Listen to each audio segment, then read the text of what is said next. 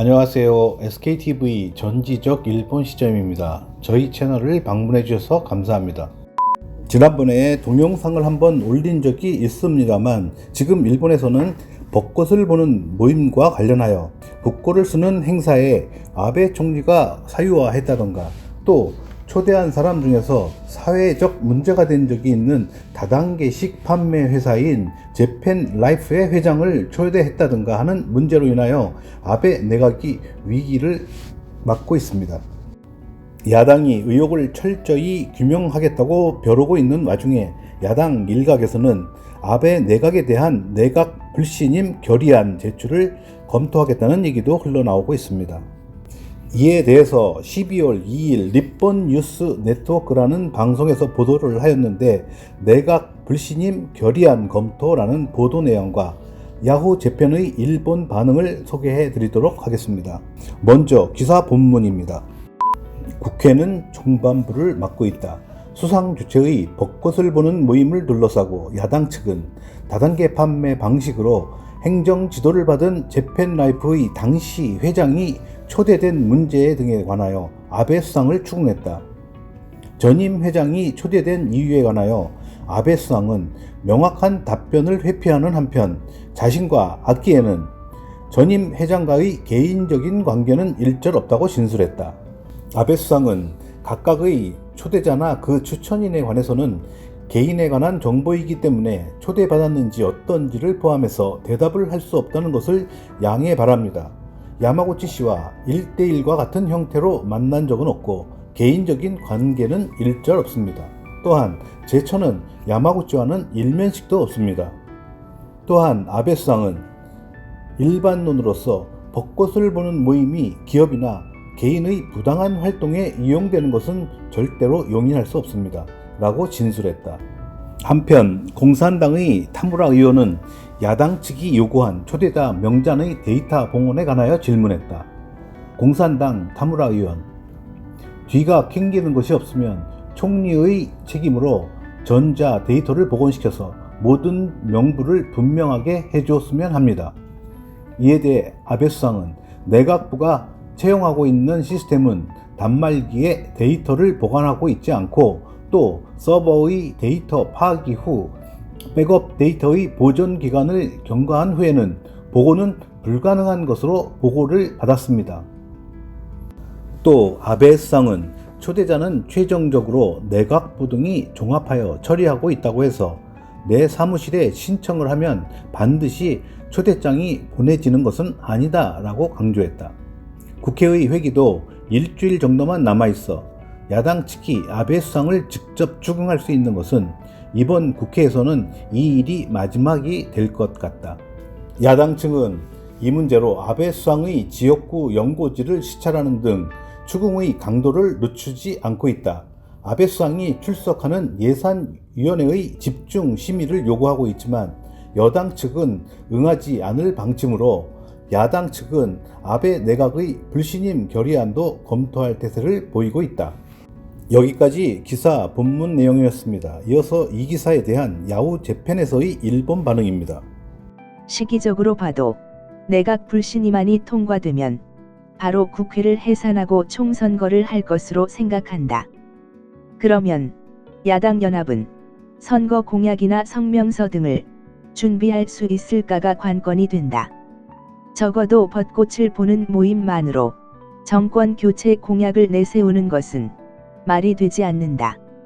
일미 FTA라든가 여당에 대항해서 야당의 존재를 어필할 수 있는 포인트는 과거 몇 가지 있었는데 모리카케라든가 벚꽃이라든가 정부 여당에 하는 짓이 마음에 들지는 않는 것은 나도 같은 마음이지만 그렇다고 해서 야당의 정권 담당 능력이 있다고도 생각하지 않는다. 여야당 모두 자신들 이외에는 생각하지 않는 것이 이 나라의 불행이다. 일강 이전이라면 훨씬 전에 이런 정국이 되어도 좋다고 생각하지만 지금은 전혀 그렇지 않다.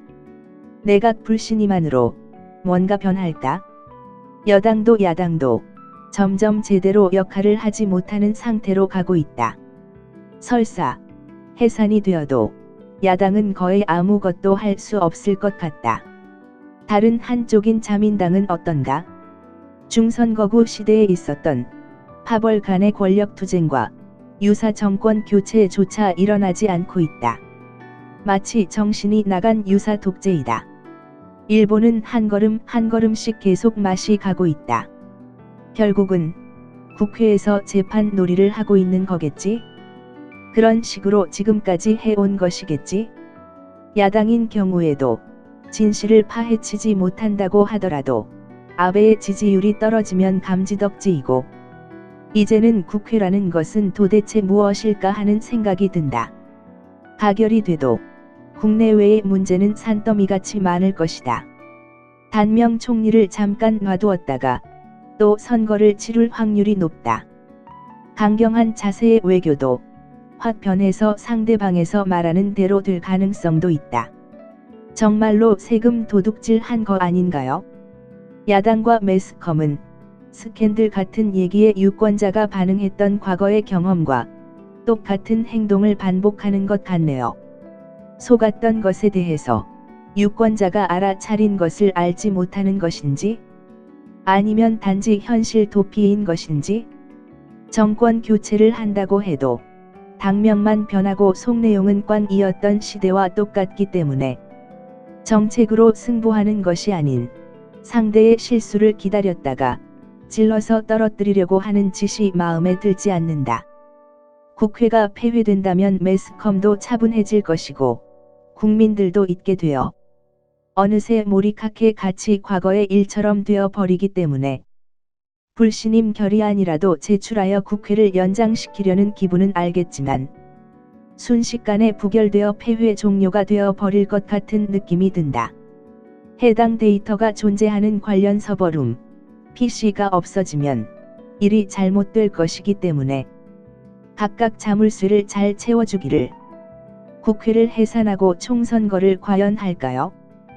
현 상태에서는 확실히 여당이 승리를 할 것 같습니다만 참의원 선거와 똑같이 개헌 발의가 가능한 3분의 1을 밑도는 것은 확실할 것 같네요. 남아있는 하계올림픽까지의 사이에 아베는 레임덕 상태로 지낼까요? 그때야말로 분별 있는 사람들은 아베에게 진언을 해야만 하겠지요. 내가 수상 자리에서 물러나는 것으로 개헌을 포함 더 중요한 일들이 진전을 보게 될 것이다라고요. 어차피 부결된다라고 가볍게 보고 제출하는 것이겠지만 만약 가결이 된다면 야당은 어떻게 해서 싸울 작정일까? 무엇을 쟁점으로 할까? 여당은 지소미아로 말미암아 시작된 한일관계라든가 태풍 피해의 복구라든가 많이 있지만 말입니다. 당연하지만 일본을 보다 잘 어떻게 하겠다는 것보다 결국은 자신들의 이권이 가장 중요한 것이 정치가일 겁니다. 여당도 야당도 아베 정권에게 불만이 많이 있는 사람들은 이때다 싶어서 아베가 하면서 총공격을 하겠지만 이것으로 야당이 정권을 잡는다라고는 도저히 생각할 수 없고, 정권을 잡았다고 하더라도 이런 식으로는 미안하지는 않을까요? 정말로 이러한 일로 중요한 국회를 정체시키는 쪽이 한 사람의 개인으로서 정말로 짜증난다. 현재의 정치는 결과뿐만 아닌 것입니다. 신뢰감이 없는 리더를 그냥 두는 것이 무서운 일입니다. 손자에게 설명할 수 없는 수상이나 그것을 받드는 정당으로는 어쩔 도리가 없지 않나요? 왜냐하면 3분의 1이 손자를 생각하는 국민인 고령자가 되었기 때문입니다. 은퇴하여 선례를 따르는 사람이 되기를 바랍니다. 안방이 비밀스러운 일까지 국회에서 논의하게끔 만든 수상의 책임이 크다. 안방 정치는 일본의 근대에도 없었다. 경기가 좋아지고 있다, 상여금이 늘어나고 있다라고 말하고 있지만 현실을 말하자면 3년 전부터 연간으로 약 80만엔 연수가 줄어들었고 올해는 여름과 겨울 보너스가 10% 삭감되었습니다. 매월의 급여로는 모자라기 때문에 상여금을 모아두었다가 매월 나누어 가면서 생활을 하고 있는데 사는 재미가 없어지고 있습니다. 이것이 거칠애를 뺀 매일매일 죽도록 노력하고 또 모든 것에 도전을 하고 최선을 다하고 있는 회사원의 현실입니다. 덧붙여서 말하자면 EU는 세계의 화살 정책, 즉 과감한 금융 완화, 재정 지출의 확대, 민간 투자 확대를 추진하는 아베노믹스 덕택에 저희 회사는 적자가 되어 버렸습니다. 여기까지 일본 반응이었습니다. 예전에 비해서 아베 정권에 대한 비판이 많이 늘어난 것 같습니다. 아베 장기 집권에 대한 실증이 서서히 나타나는 느낌입니다. 그렇지만 4분 5열 상태인 야당에 정권을 맡기는 것에도 부정적인 의견이 많은 것 같습니다.